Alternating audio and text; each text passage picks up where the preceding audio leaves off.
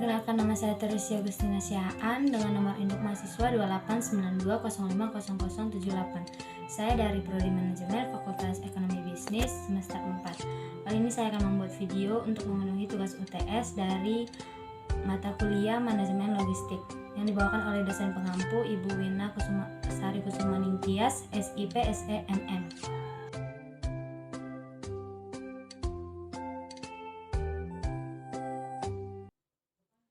Pengelolaan persediaan dalam rantai pasok. Tujuan instruksional khusus. Setelah mempelajari bab ini, diharapkan para mahasiswa mampu memahami dengan baik tentang 1. Peran persediaan, 2. Konsep dasar persediaan, 3. Sasaran pengelolaan persediaan, 4. Pengendalian persediaan, 5. Kontrol dan audit, 6. Kasus dan solusi. 1. Peran persediaan.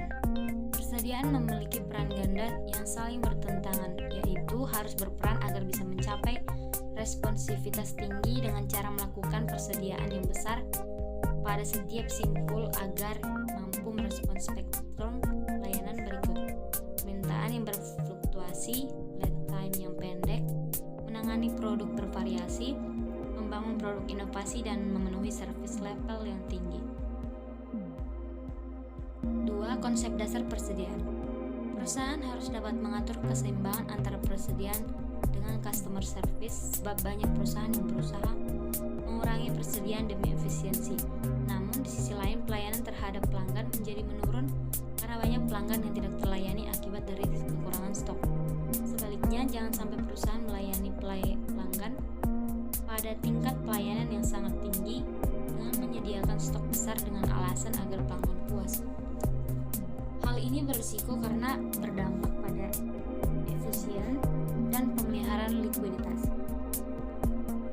Jadi, fungsi untuk memiliki persediaan adalah memungkinkan perusahaan untuk mencapai skala ekonomis, menyeimbangkan supply demand, spesialisasi dalam produksi, melindungi dari ketidakpastian demand dan order cycle, penyangga kritis antara saluran distribusi.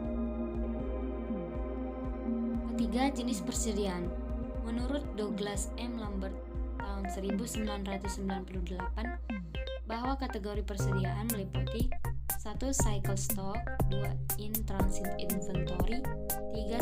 safety atau buffer stock, 4. speculative stock, 5. seasonal stock, 6. dead stock.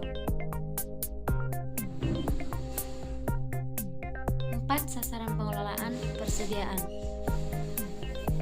Persediaan adalah aset yang harus direncanakan dan dikendalikan dengan ketat agar tidak terjadi kekurangan atau berlebihan. Besarnya persediaan harus dilakukan optimasi agar pelayanan kepada pelanggan dapat terjaga, namun diimbangi dengan total ongkos yang minimum. Oleh karena itu, sasaran manajemen persediaan adalah: A. Mengurangi investasi dalam persediaan, B. Memaksimumkan pelayanan kepada pelanggan, C. Menjamin operasi yang efisien, D. Mendorong inventory turnover yang tinggi, E. Menjaga konsistensi mutu, F. Memelihara hubungan baik dengan pemasok.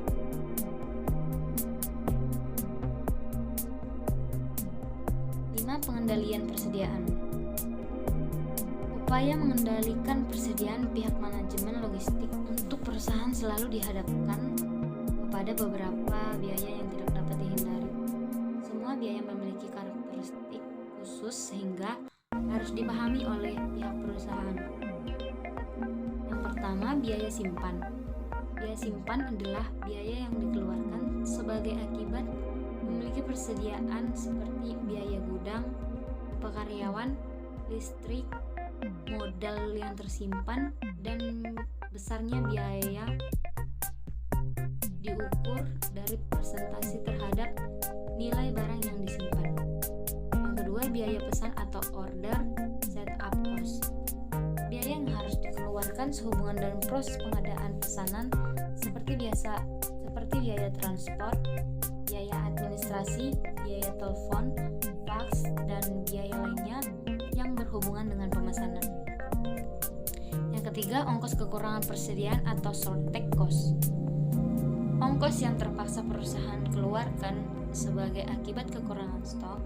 Kurangnya stok bahan baku berdampak terhadap terhentinya aktivitas produksi. Padahal biaya tenaga kerja, mesin-mesin, dan alat pendukung lainnya sudah siap beroperasi.